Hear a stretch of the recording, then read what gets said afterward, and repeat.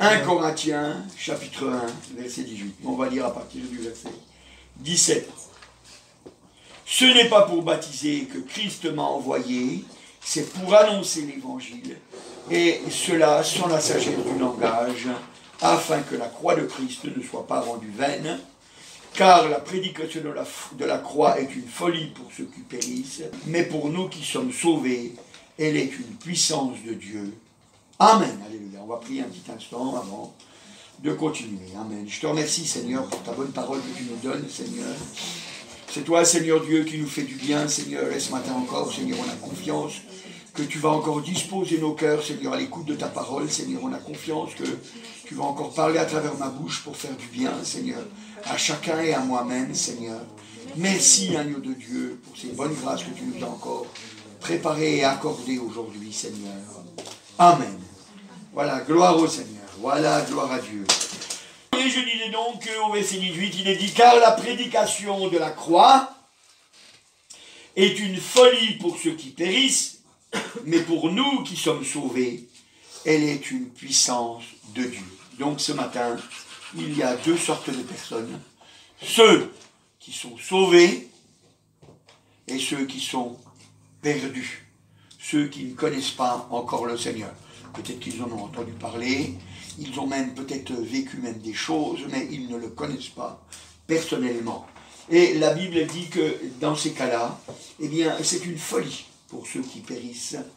C'est une folie pour ceux qui périssent. Donc, ce matin, je ne voudrais pas que tu périsses. Je voudrais au contraire que cette croix soit une puissance pour toi. Alléluia, gloire au Seigneur. Alors, je précise bien, quand je dis la croix, je ne dis pas le petit bout de bois, vous savez, qu'on peut avoir autour du cou, ou le bout de bois qui est posé dans une assemblée, juste d'une façon symbolique, ou je ne sais où encore, hein, dans la rue, on en voit aussi des croix. C'est pas ça que je vous parle. C'est pas ça que je vous parle. Je vous parle de ce que dit la Bible. Elle dit que la croix de Christ, alléluia, est une puissance pour nous. Alors on va regarder un petit peu, c'est quoi cette croix de Christ? Jésus, hein, il a été donc mis sur la croix et il est mort. Et la Bible nous dit dans Ésaïe, au chapitre 53, voilà, et on pourrait lire depuis le verset 1, mais c'est le verset 5 en particulier qui nous intéressera.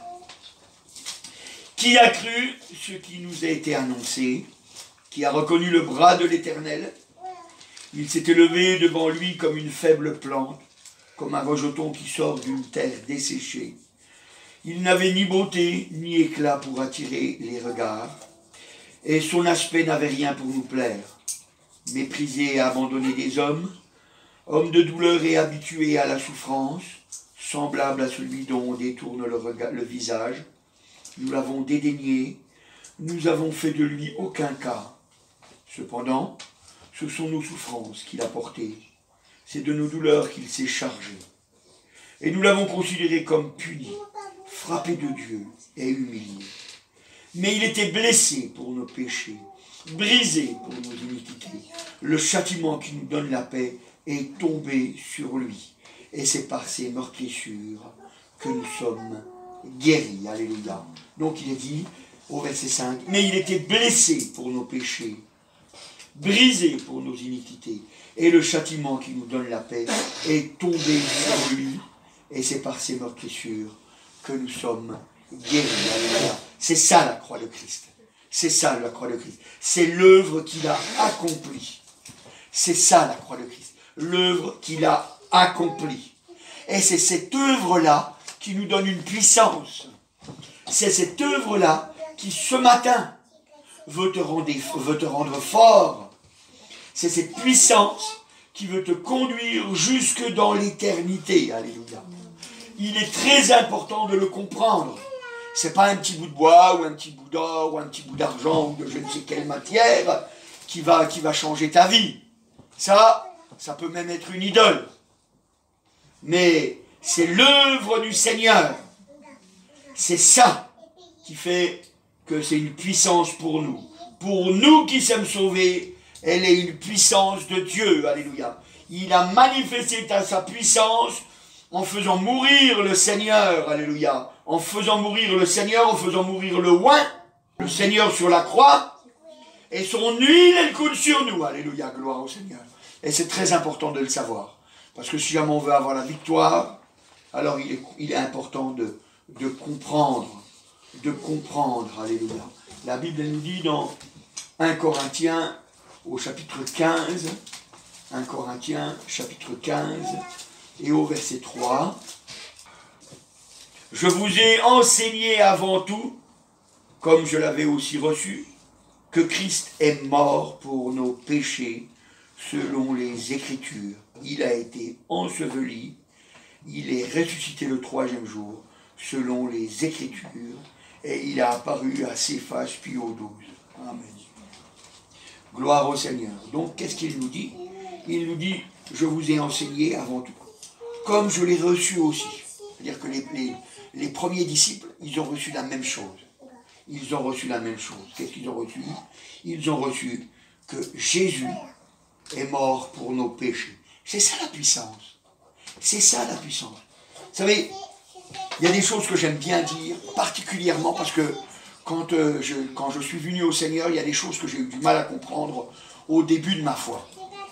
Alors, comme j'ai eu du mal à les comprendre, il a fallu que je me penche sur les Écritures, il a fallu que je cherche auprès du Seigneur. Alors je me dis, si moi ça a été difficile pour moi peut-être à comprendre, peut-être que si je le dis, eh bien peut-être que ça encouragera aussi les gens. Nous sommes sauvés par grâce. Nous sommes sauvés par grâce. Je répète encore une fois, nous sommes sauvés par grâce. Ça veut dire que ce n'est pas vos bonnes actions qui vont vous sauver, si bonnes soient-elles. Ce n'est pas vos bonnes actions qui vont vous sauver, si bonnes soient-elles. C'est très important que vous le compreniez. Autrement, la croix de Christ est inutile. Autrement, la croix de Christ est inutile. Vous savez, les témoins de Jéhovah, ils croient qu'il faut qu'ils fassent des bonnes actions pour pouvoir mériter le salut. Eux, c'est pour vivre éternellement sur la terre, mais ils croient ça.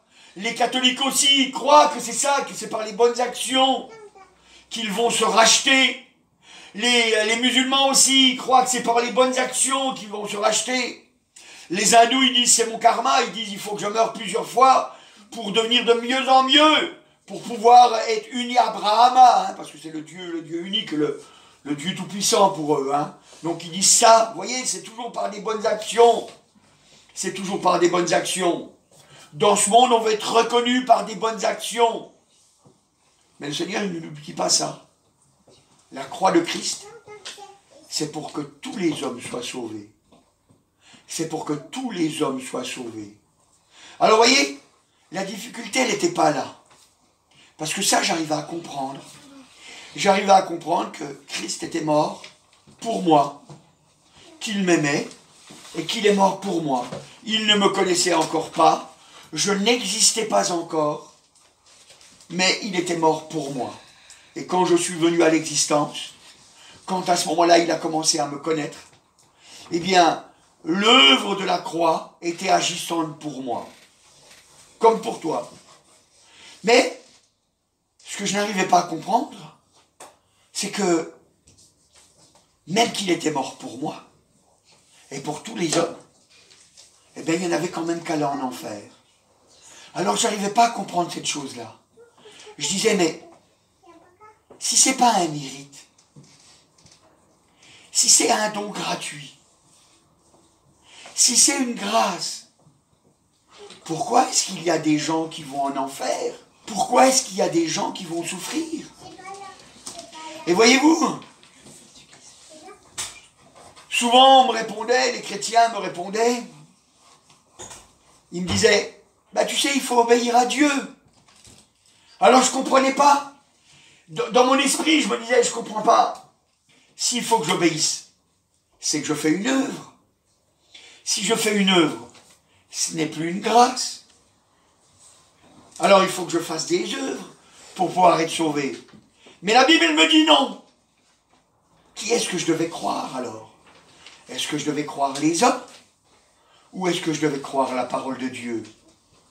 Et moi, ce matin, je vous invite vivement à croire la parole de Dieu. Parce que c'est vraiment une puissance pour nous. C'est vraiment une puissance pour nous. Alors, j'ai cherché dans la parole, parce qu'il fallait que je comprenne. Il fallait que je comprenne. Et puis, j'ai vu que mes bonnes œuvres ne me sauveraient pas, mais que mes bonnes œuvres, c'était le fruit de mon salut. C'était le fruit de mon salut. Parce que je m'étais mis à croire ce que Dieu avait dit, alors je me mettais à travailler dans son œuvre. Parce que je m'étais mis à croire que j'étais devenu enfant de Dieu. Que j'étais devenu enfant de Dieu. Parce que la Bible, elle me dit, regardez voir, dans Jean, évangile de Jean, c'est important de le savoir. Évangile de Jean, chapitre 1. Évangile de Jean, au chapitre 1. Vous savez, si on veut marcher en vainqueur, il faut comprendre. Il faut comprendre. Au verset 12, Jean 1, pardon. Jean 1 au verset 12. Il est marqué, mais à tous ceux qui l'ont reçu, à ceux qui croient en son nom, et il a donné le pouvoir de devenir enfant de Dieu. Elle a donné le pouvoir de devenir enfant de Dieu. Jésus est mort pour mes péchés. Et maintenant, je dois le croire. Je dois le croire. Et si je me mets à le croire, je n'écoute pas mes pensées. Je n'écoute pas toutes les choses qui ne vont pas dans ma vie. Je me mets à le croire. Je dis, Seigneur, je crois que c'est vrai. Je crois que c'est vrai que tu es mort pour mes péchés.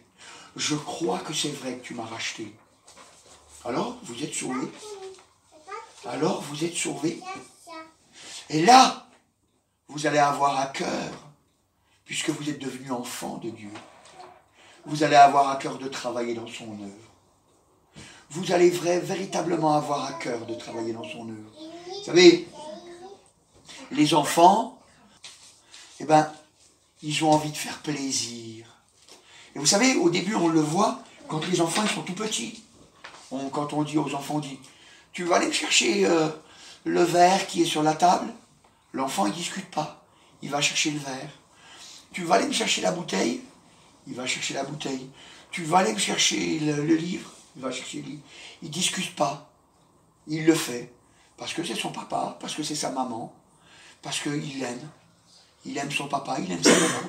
Et il le fait. Il le fait simplement. Pas parce qu'on les aime. Parce que lui, il sent qu'on a de l'amour pour lui, mais il sent aussi que lui, il a de l'amour pour nous. Alors il le fait simplement. Et puis après, les enfants, ils grandissent, et puis ils ont moins envie de le faire. Ils ont moins envie de le faire. Mais encore en grandissant, s'ils voient que les parents persévèrent dans leur amour, eh bien, à leur tour, ils ont envie de partager aussi. Et ils ont envie de faire quelque chose pour leurs parents. Alors ils vont les aider. Ils vont les aider. Ben, vous voyez, c'est pareil. C'est pareil, nous, avec le Seigneur. Quand on réalise l'œuvre du Seigneur, alors on a envie de faire quelque chose pour lui. Et on lui dit, Seigneur, que veux-tu que je fasse? Parce que j'ai envie de travailler pour la maison, Seigneur. J'ai envie de travailler. J'ai envie de travailler pour toi, Père. Et vous voyez? Et à ce moment-là, on va se mettre à faire des œuvres. Pas pour notre salut. Parce que on a envie. On a envie de travailler avec notre Dieu. On a envie de travailler avec lui. C'est très important que vous le compreniez. Parce qu'au jour où le diable, il va venir, parce que sachez-le, il va venir pour vous décourager, il va venir pour vous tuer. À ce jour-là, qu'est-ce qu'il va faire? Eh bien, il va vous faire les reproches de tout ce qui ne va pas dans votre vie, de tout ce que vous avez raté dans votre vie. Et là, vous lui direz non. Ça, je rejette, parce que je demande pardon. Et vous demandez pardon. Et puis là, à ce moment-là, vous êtes sauvés. À ce moment-là, vous êtes sauvés. C'est important de le savoir. Alors vous allez me dire, mais c'est facile. Eh bien oui, c'est facile. c'est l'évangile. Évangile, ça veut dire bonne nouvelle. Ça veut dire bonne nouvelle. Nous sommes sauvés. Nous sommes sauvés parce que Jésus est mort pour nous sur la croix. Il nous a rachetés gratuitement. Gratuitement, il nous a rachetés. C'est important de le savoir. Alléluia. Gloire au Seigneur. Alléluia. C'est pour ça que la Bible, elle dit, dans Actes, au chapitre 3, Actes des Apôtres, au chapitre 3, et au verset 16, il dit, c'est par la foi en son nom, hein, c'est l'apôtre Pierre qui parle, c'est par la foi en son nom que son nom a raffermi celui que vous voyez et connaissez. C'est par la foi en lui qui a donné à cet homme cette entière guérison, alléluia, en présence de vous tous. Il n'a rien demandé à cet homme, il l'a guéri. Il n'a rien demandé à cet homme, il l'a guéri. On a lu tout à l'heure, hein, on avait lu dans Ésaïe, hein, que c'est par ses meurtrissures que nous sommes guéris. L'homme, il n'avait rien eu à faire. Il n'a rien eu à faire. Il a juste eu à croire. Juste eu à croire. C'est juste ça qu'il a eu à faire. Je crois que c'est vrai. Et puis Dieu, il fait son œuvre. Dieu, il fait son œuvre. Alors, il y aurait eu beaucoup de passages que j'aurais pu vous montrer comme ça, où on voit que vraiment l'œuvre de Dieu, c'est vraiment une œuvre merveilleuse, une œuvre gratuite. Une œuvre gratuite. Le Seigneur dit, vous avez reçu gratuitement, donné gratuitement. C'est pour ça que l'évangile, on ne paye pas pour l'évangile. On ne paye pas pour l'évangile. Parce que l'évangile, c'est gratuit. L'évangile, c'est gratuit. C'est gratuitement que vous avez reçu. Alléluia. Gloire au Seigneur. Alors, vous voyez, là, je vous ai dit ça, je vous ai dit toutes ces choses-ci, pour que vous compreniez bien que si votre cœur vous accuse, eh bien, à partir de maintenant, eh bien, vous savez ce qu'il faut faire pour rejeter ces accusations. Que vous sachiez comment il faut agir pour que ces accusations reculent. Parce que vous savez, nous n'avons pas un Dieu d'accusation. Un Dieu qui est là pour nous encourager. Alléluia. C'est très important. Parce qu'il a quelque chose de grandiose pour nous. Il a préparé un grand plan, un plan merveilleux. Déjà sur la terre et encore pour l'éternité. Alors, déjà sur la terre, je vous ai dit. Alors on va regarder pour déjà sur la terre. Alléluia. Gloire au Seigneur. Alléluia. La Bible, elle dit dans Galates, parce que là, c'est au départ, il faut bien qu'on sache, que Jésus est mort pour nous. Mais dans Galates, il y a une petite précision qui nous a apportée, dans Galates, au chapitre 1 et au verset 4. Alors on va lire un petit peu avant, parce que la phrase, elle commence avant, au verset 3. Que la grâce et la paix vous soient données de la part de Dieu le Père et de notre Seigneur Jésus-Christ, qui s'est donné lui-même pour nos péchés, afin de nous arracher du présent siècle mauvais, selon la volonté de notre Dieu et Père, à qui soit la gloire au siècle des siècles. Amen. Gloire au Seigneur. Alléluia. Il s'est donné, pas que pour effacer nos péchés, il s'est donné pour nous arracher du présent siècle mauvais, selon la volonté de Dieu. Alléluia. Hein? Ça, c'est la volonté de Dieu. Nous arracher du présent siècle mauvais. C'est important de le comprendre. Alors, à ce moment-là, on peut comprendre que l'œuvre a son importance. Pas pour le salut. Je reviens là-dessus. Pas pour le salut. Pas pour le salut. Mais elle a son importance pour notre esprit, pour notre âme et pour notre corps. Elle a son importance. Parce que vous savez, Dieu veut que tout notre être entier soit sauvé. La Bible nous dit, dans 1 Thessaloniciens, chapitre 5, et au verset 23, Que le Dieu de paix vous sanctifie lui-même tout entier, et que tout votre être, l'esprit, l'âme et le corps, soient conservés irréprochables lors de l'avènement de notre Seigneur Jésus-Christ. Alléluia, gloire au Seigneur. Il dit bien que tout votre être, l'esprit, l'âme et le corps, parce que tout doit être sauvé. L'esprit, l'âme et le corps. D'accord? Donc, il nous s'est donné lui-même afin de nous arracher du présent siècle mauvais pour sauver notre âme, notre esprit et notre corps. C'est ça ce qu'il veut, le Seigneur. Alors notre corps, il a à vivre sur la terre. Il a à vivre sur la terre. Vous savez, c'est pour ça que tous les gens, vous savez, qui veulent vivre leur foi simplement dans leur tête, dans leur esprit, seulement avec leur âme, c'est malheureux à dire, mais ils sont perdus. Ils sont perdus. Perdus dans leur péché, parce qu'ils se trompent. C'est terrible ce que je dis. C'est terrible. Parce que ils ne veulent pas sanctifier leur corps. Ils ne veulent pas sanctifier leur corps. Alors, pourquoi j'ai dit que les bonnes œuvres avaient leur intérêt pour notre corps, notre âme, notre esprit? Pourquoi? Eh bien, parce que quand on fait des bonnes œuvres pour le Seigneur, des bonnes œuvres selon Dieu, les œuvres que Dieu a préparées d'avance, si on les met en pratique, ça nous aide à marcher. Par exemple, vous voyez, toute la semaine, vous n'étiez pas là. Toute la semaine, vous étiez chez vous et vous avez mené votre vie. Je ne sais pas comment vous avez mené votre vie. Peut-être que vous avez lu votre Bible, je le pense. Peut-être que chaque jour, vous avez prié, je le pense, je le crois, je l'espère. Peut-être que vous avez vécu comme ça. Mais on est aussi emporté dans ce monde. Parce que ce monde, eh bien, on entend des choses du monde, on voit des choses du monde, on ressent des choses du monde, et ça nous travaille. Et ça nous travaille. Et ça a cette fâcheuse tendance à nous éloigner de la foi.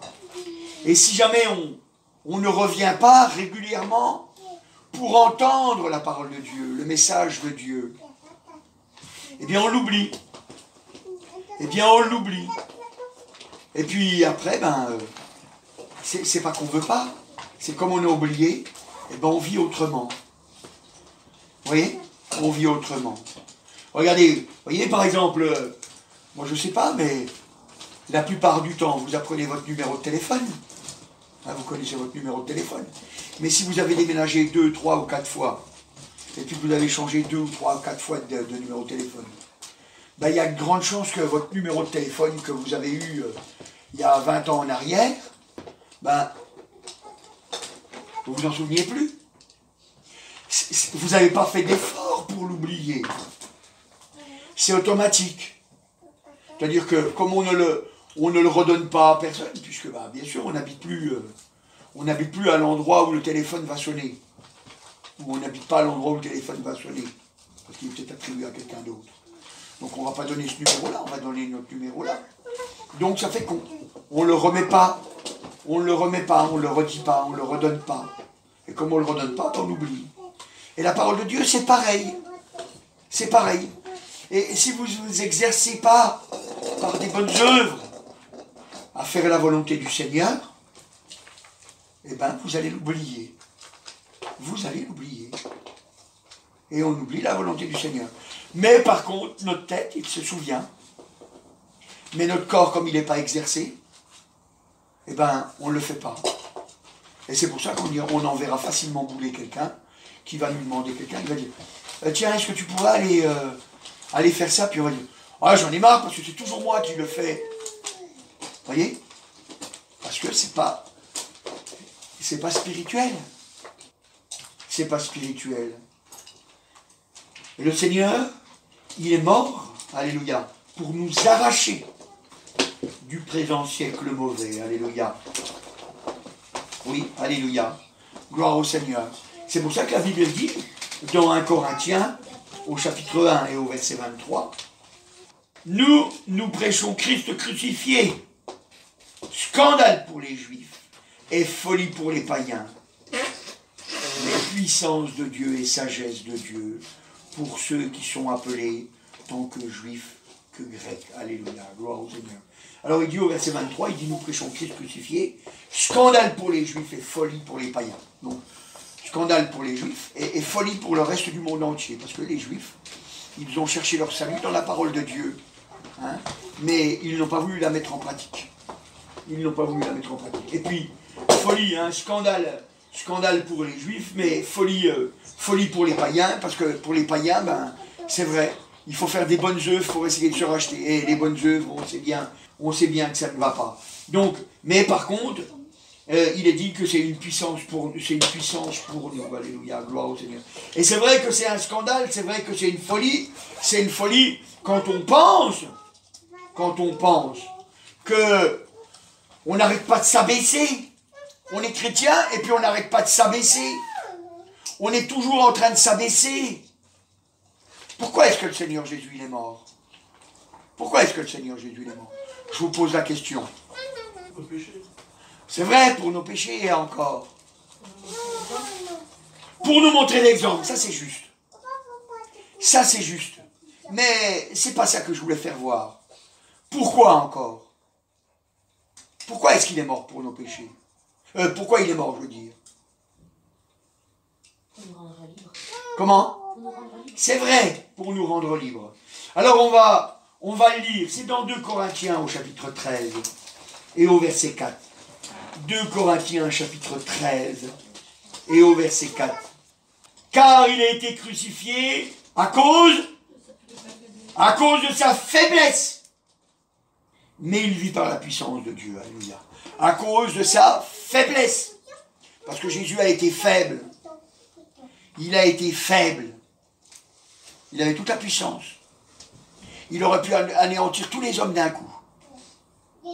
Il avait toute la puissance. Mais il a été faible pour que nous puissions être forts dans la faiblesse. C'est-à-dire qu'on accepte d'être faible nous aussi. Ah, je sais que ça ne plaît pas quand on dit ça, mais pourtant c'est la vérité. C'est la vérité. Il faut que nous aussi, que nous soyons faibles. L'apôtre dira, c'est quand je suis faible, c'est alors que je suis fort. C'est quand on est faible. Vous savez, quand vous avez quelqu'un qui vous dit quelque chose, et puis c'est vexant, et puis, vous savez, moi je crois que, je ne sais pas si je suis seul, mais en tout cas, qu'est-ce que j'ai le don? Ah, ça c'est un don.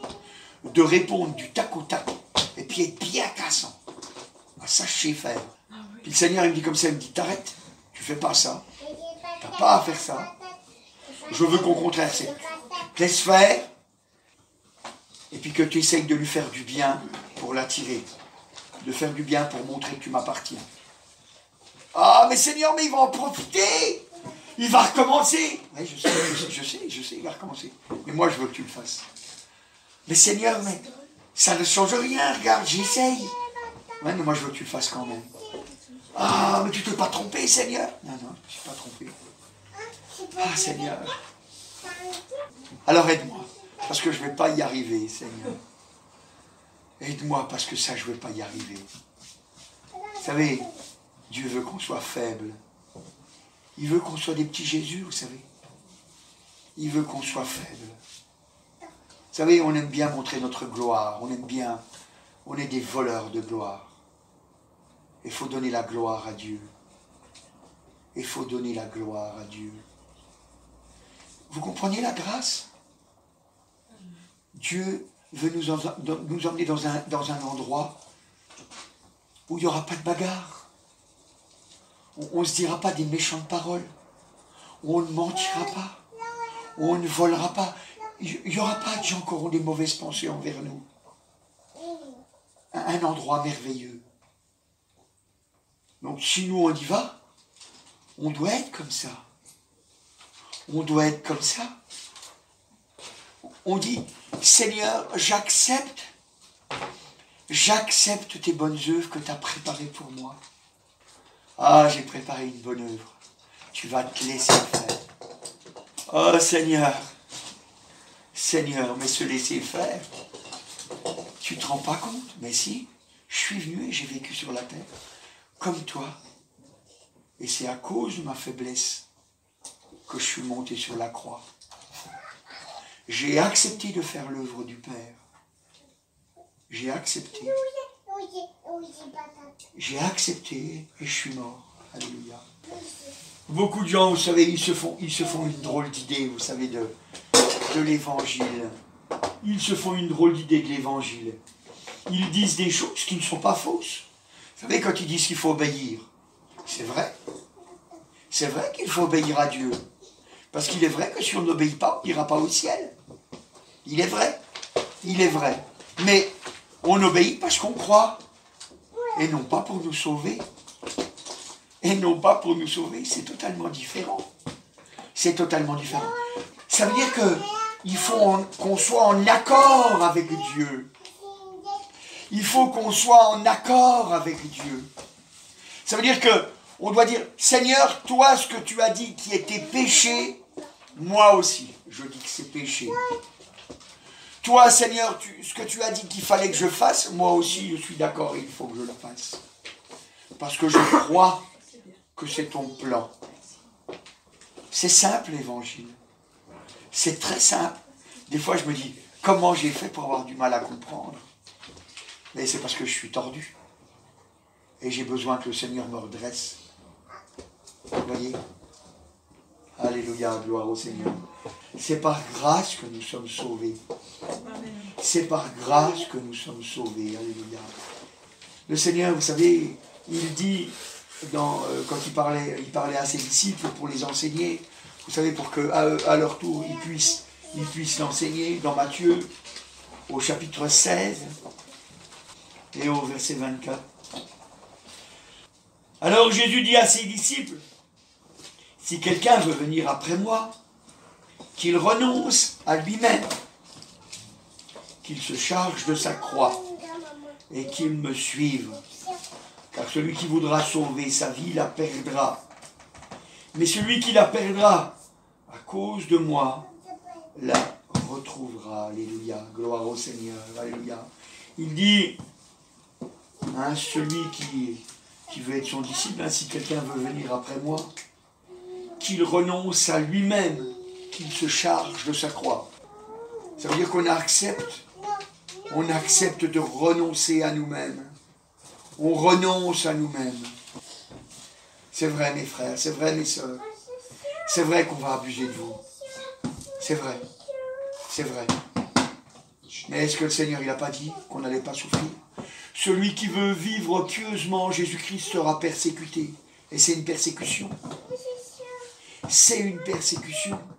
Vous savez, c'est là que le tri se fait. C'est là que le tri se fait. Il y a ceux qui acceptent de renoncer à eux-mêmes.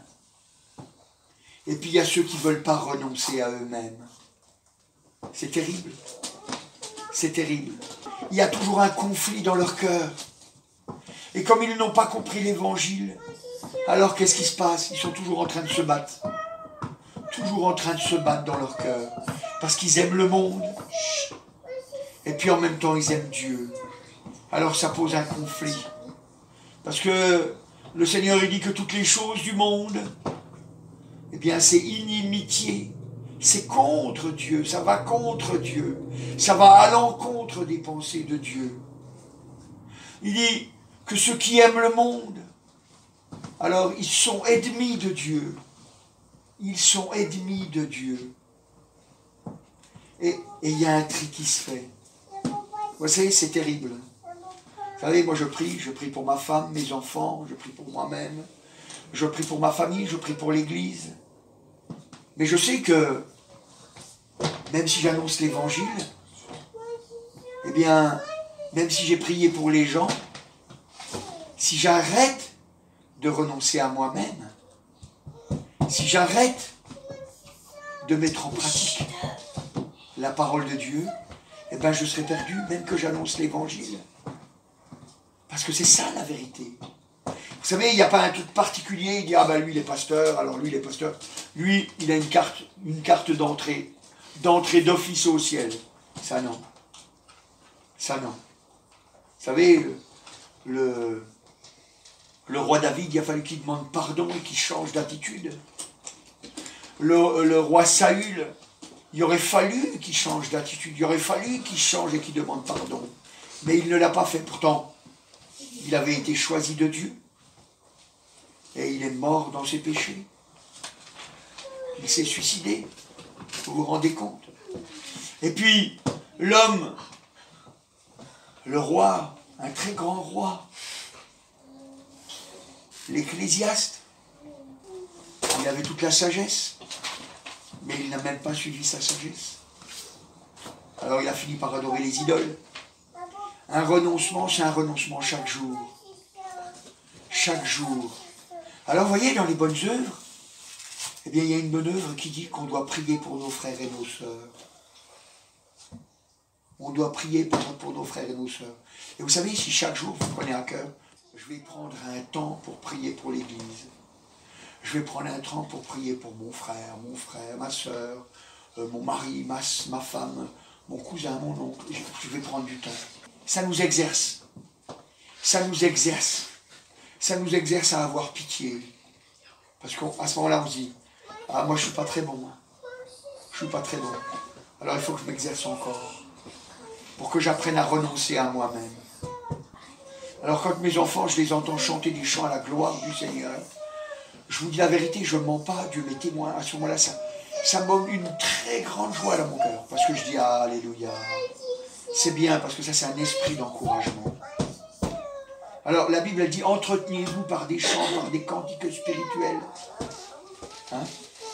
Entretenez-vous en parlant en langue. Vous savez, je vous le dis, c'est vrai, hein? Ne luttez pas contre le parler en langue. Parce que le parler en langue, c'est utile pour nous édifier nous-mêmes. C'est utile pour nous édifier nous-mêmes.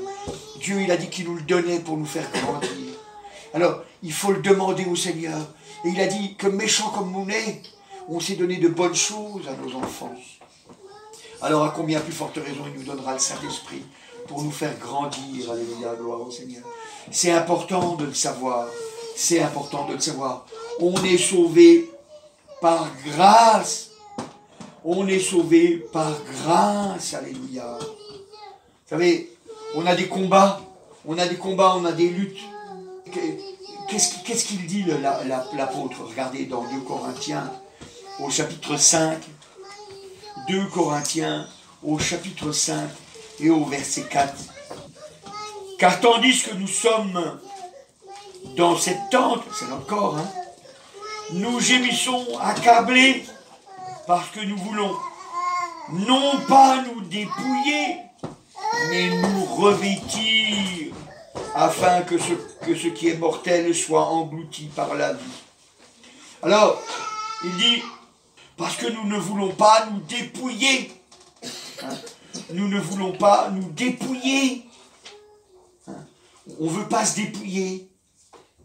Parce que, vous voyez, dans ce monde, on a cette fâcheuse tendance, vous savez. On veut paraître. Et vous savez, si vous avez à cœur de vous dépouiller de ce monde, alors ça sera plus facile pour vous. Ça sera plus facile pour vous. Et vous verrez, vous comprendrez que c'est vrai. Que c'est vraiment une grâce qui nous est donnée. Alléluia. Gloire au Seigneur. Alléluia. Dans Luc au chapitre 14. Luc chapitre 14 et au verset 27. Et quiconque ne porte pas sa croix et ne me suit pas, ne peut être mon disciple. On ne peut pas être disciple. Donc si on ne se dépouille pas, on ne peut pas être disciple du Seigneur. On peut le dire. On peut dire, je suis disciple du Seigneur. On peut. On peut dire, j'aime le Seigneur. On peut même prier. On peut même prier. Et ne pas être disciple du Seigneur. Seigneur, n'avons-nous pas fait des miracles en ton nom? N'avons-nous pas prophétisé en ton nom? Je ne vous ai jamais connu, ouvrier d'iniquité. Même les démons, ils prient le Seigneur. Vous savez, les démons, quand ils ont été chassés de l'homme qui vivait dans les sépulcres, qui se meurtrisserait, eh bien, ils ont prié. Ils ont dit, Seigneur, ne nous envoie pas dans l'abîme. Permet qu'on aille dans ce troupeau de pourceaux. C'est une prière. Et ils ont été exaucés. Il leur a permis. Et ils y sont allés. Et beaucoup de gens s'imaginent des choses. C'est pas un appui sur la parole, c'est sur leur pensée. On doit se dépouiller. Le chrétien, il se dépouille. Alors il est vrai que vous allez rencontrer des gens qui se disent chrétiens et qui ne se dépouillent pas. C'est vrai, vous en rencontrerez. Mais c'est pas parce qu'eux, ils ne marchent pas que vous ne devez pas marcher. C'est pas parce qu'eux, ils ne sont pas sur le bon chemin que vous devez rester sur le mauvais chemin. Vous devez être sur le bon chemin. Moi aussi, alléluia, gloire au Seigneur, alléluia. Vous savez, c'est important. La Bible, elle nous dit pour qu'on comprenne bien, pour qu'il n'y ait aucun doute dans notre esprit. Elle nous dit dans Galates au chapitre 5 et au verset 17, on pourrait lire depuis le verset 16, je dis donc, marchez selon l'esprit, et vous n'accomplirez pas les désirs de la chair. Et au verset 17, c'est le verset qui nous intéresse en particulier, il est dit, car la chair a des désirs contraires à ceux de l'esprit. Et l'esprit a des désirs, et l'esprit en a des contraires à ceux de la chair. Ils sont opposés entre eux, afin que vous ne fassiez point ce que vous voudriez. C'est bien clair. Il dit, il y a des désirs qui sont contraires à ceux de l'esprit. C'est contraire. Et l'esprit, on sait que c'est Dieu. C'est contraire. Il dit que c'est fait exprès. Afin que vous ne fassiez point ce que vous voudriez. En quelque sorte, ça veut dire, afin que vous soyez soumis à Dieu. C'est ça que ça veut dire. C'est dit avec d'autres mots, mais c'est ça que ça veut dire. Vous comprenez? C'est ça. C'est pour ça que le verset juste avant, qu'on a déjà lu. Si donc vous marchez selon l'esprit, vous n'accomplirez pas les désirs de la chair. Si on marche selon l'esprit. C'est pour ça qu'on a besoin du Saint-Esprit. Il nous aide dans notre faiblesse. Moi, au début, quand je priais en langue, je me suis dit en moi-même, Michel, est-ce que tu n'es pas en train de t'inventer une histoire? Est-ce que tu n'es pas en train de faire comme les autres? Parce que tu en entends qui font des bruits comme ça, ou d'autres sons. Est-ce que toi, tu ne fais pas pareil pour faire pareil, quoi? Et puis, la parole de Dieu, elle me dit que c'est des mystères. Est-ce que je peux comprendre un mystère? La parole de Dieu, elle me dit que c'est par la foi. C'est de la confiance. J'ai confiance. Elle dit que c'est une prière en esprit. C'est l'esprit qui intercède pour moi par des soupirs. Un soupir. Qu'est-ce que c'est qu'un soupir? Vous comprenez? Dieu nous aide. Il veut qu'on soit des vainqueurs. Il a mis toute arme pour nous. Alléluia. C'est vrai. Le bouclier de la foi. Alléluia. On se protège derrière. Gloire au Seigneur. Donc c'est afin qu'on ne fasse pas ce qu'on veut. Donc c'est bien ce qu'on a vu tout à l'heure. C'est un renoncement à soi-même. Je ne fais pas ce que je veux, je fais ta volonté, Seigneur. D'ailleurs, le combat qu'a eu le Seigneur Jésus quand il était dans le jardin de Gethsémani, il était là. Il a dit, si tu peux retirer, éloigner de moi cette coupe, non pas ce que je veux, mais ce que tu veux. Parce que le Seigneur, en tant qu'homme, il n'avait pas envie de souffrir. Et moi, des gars qui ont envie de souffrir, des gars, des gars et des femmes qui ont envie de souffrir. Je ne connais pas beaucoup, moi. Hein. À part si jamais c'est des masos. Mais on n'a pas envie de souffrir. On n'a pas envie de souffrir. On n'a pas envie de souffrir. On a envie que, Seigneur, si tu pouvais m'épargner cette souffrance. Mais le Seigneur, il dit, ben, il faut quand même que ton cœur soit exercé à ça. C'est pas que je veux que tu souffres, mais il faut que tu souffres pour que ton cœur soit exercé à se dépouiller, à se dévêtir de ce monde, pour accepter que ce seul et unique vêtement que tu es, c'est Christ. D'ailleurs, la Bible, elle nous dit dans Romains, au chapitre 8 et au verset 6, on va lire depuis le verset 5. Ceux en effet qui vivent selon la chair s'affectionnent aux choses de la chair, tandis que ceux qui vivent selon l'esprit s'affectionnent aux choses de l'esprit. Et l'affection de la chair, c'est la mort, tandis que l'affection de l'esprit, c'est la vie et la paix. Vous voyez, hein, il dit, l'affection de la chair. Affection, c'est affectueux. Hein, c'est aimer. C'est aimer. Hein, celui qui aime la chair, eh bien, il dit, c'est la mort. C'est la mort. C'est la mort. La Bible, elle parle même d'un jugement particulier pour ceux qui font le péché de la chair. Vous savez, je le dis parce que des fois les gens, ils ne le savent pas. Par exemple, les hommes, vous savez, par exemple, les hommes qui tournent les regards comme ça, ils regardent une femme. Non, ils regardent une femme, ils la convoitent. Avec leurs yeux, ils la convoitent, ils la regardent. Ils regardent ses formes. Ils attardent leur regard. Vous savez, hein, le premier regard, c'est rien. Parce que elle est passée, ben, il fallait bien passer. Hein. Il fallait bien passer. Mais le deuxième, celui qu'on s'attarde, alors on cogite. Ça, c'est un péché. C'est un péché. C'est un péché. Il faut rejeter ça. Je me déshabille de ce monde. Je veux me dévêtir de ce monde. Je ne veux pas avoir les mêmes pensées que ce monde. Je veux avoir les pensées du Seigneur. Je veux avoir les pensées du Seigneur. Dites-vous, hein, vous savez, quand vous allez faire quelque chose et puis que vous n'avez pas été pris de court, dites-vous, est-ce que si le Seigneur était là devant moi, est-ce que je le ferais? Et à ce moment-là, quand vous allez vous dire ça, vous allez dire, le Seigneur est devant moi de toute façon. Je sais ce que je suis en train de faire, c'est devant ses yeux. Je le fais. Vous allez voir, moins envie de le faire. Vous allez voir que vous allez avoir envie de combattre. Vous allez avoir envie de combattre. Alléluia. Et encore, quand on regarde autour, quand ce verset, il dit, mais l'affection de l'esprit, c'est la vie et la paix.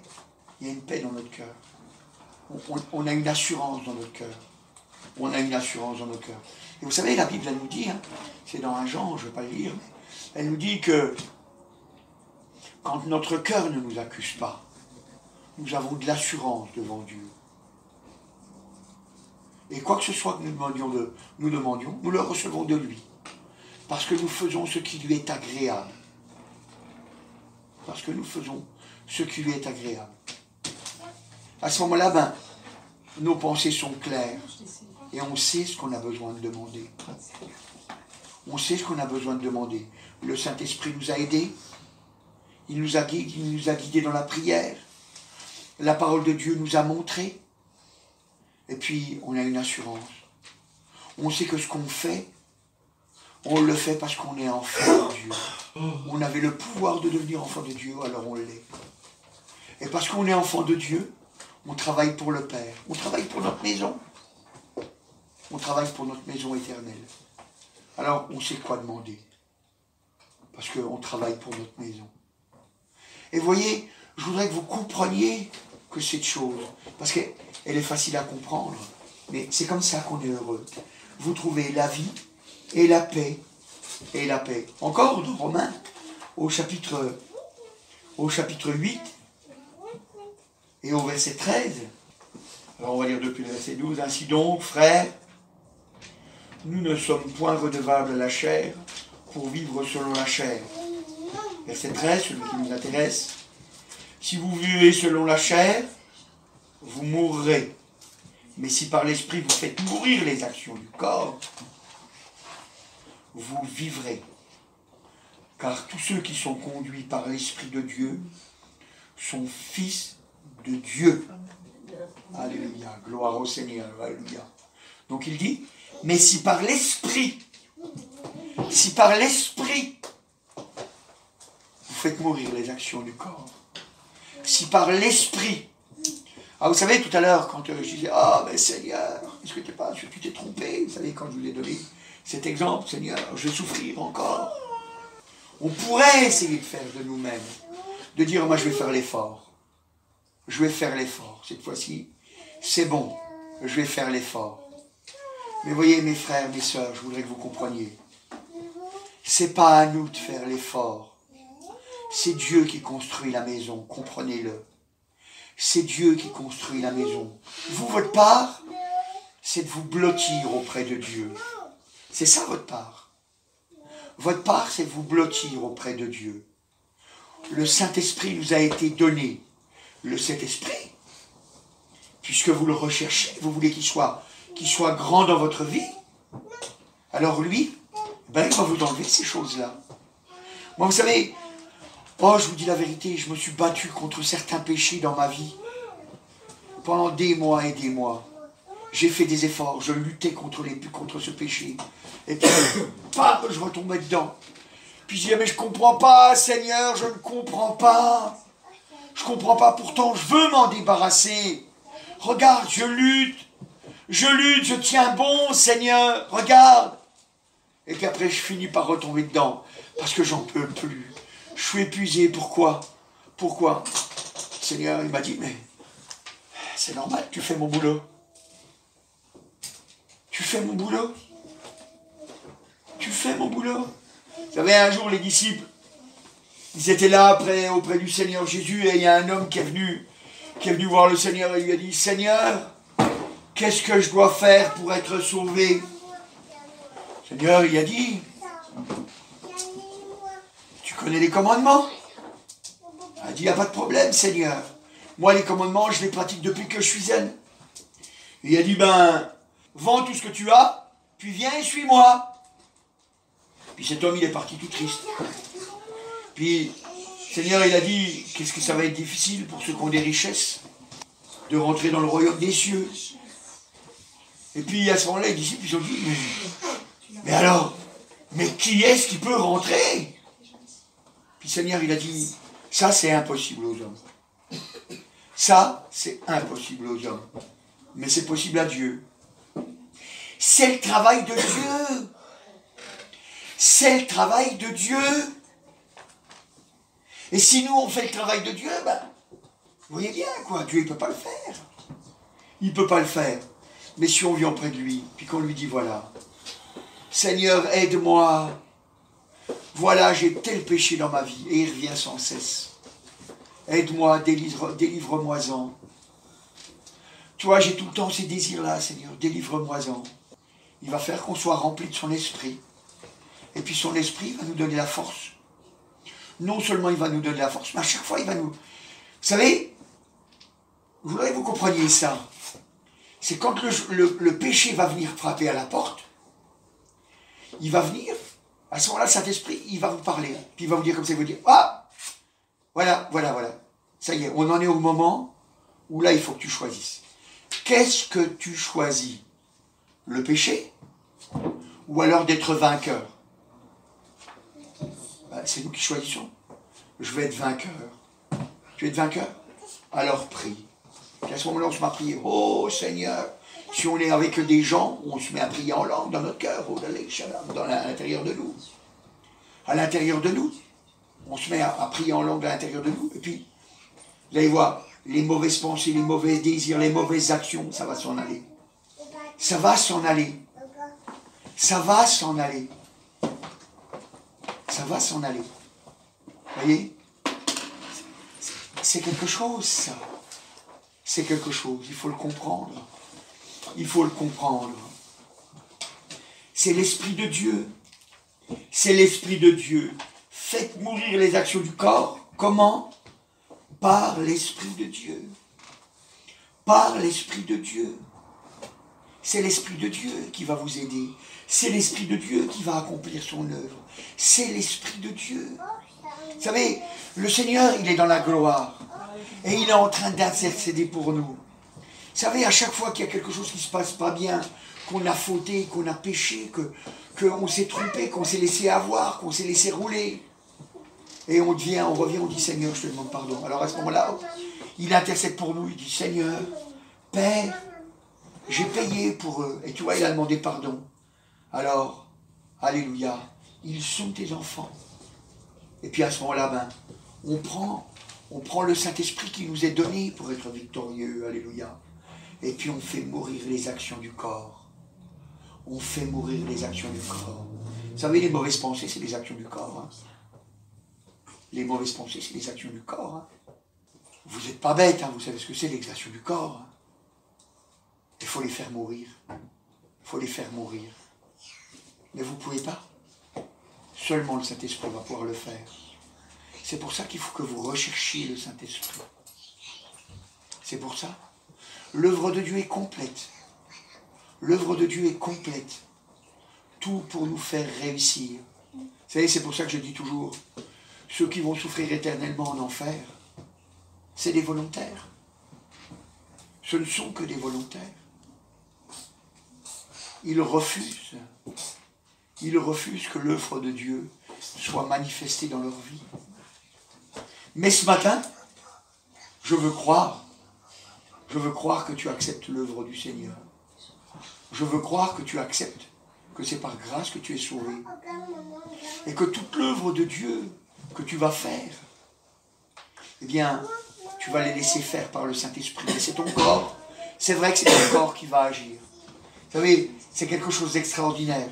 Ce matin, je ne vais pas m'attarder, mais j'aurais pu vous parler tout de suite derrière des récompenses.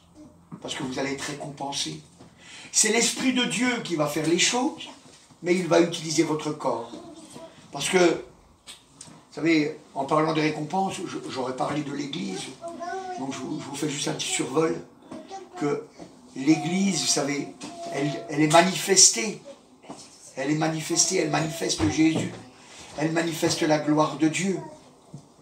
Vous voyez, des gens faibles, remplis de faiblesse. Mais ça glorifie la gloire, ça glorifie le Seigneur, ça montre la gloire de Dieu. Et après, Dieu nous récompense parce qu'on a accepté que notre corps soit utile au Seigneur. Alléluia. C'est important de le comprendre. Ce matin, je veux que tu comprennes que l'évangile, c'est facile. Tu peux être sauvé à partir de maintenant si tu ne l'étais pas. Et ta vie peut être changée pour l'éternité.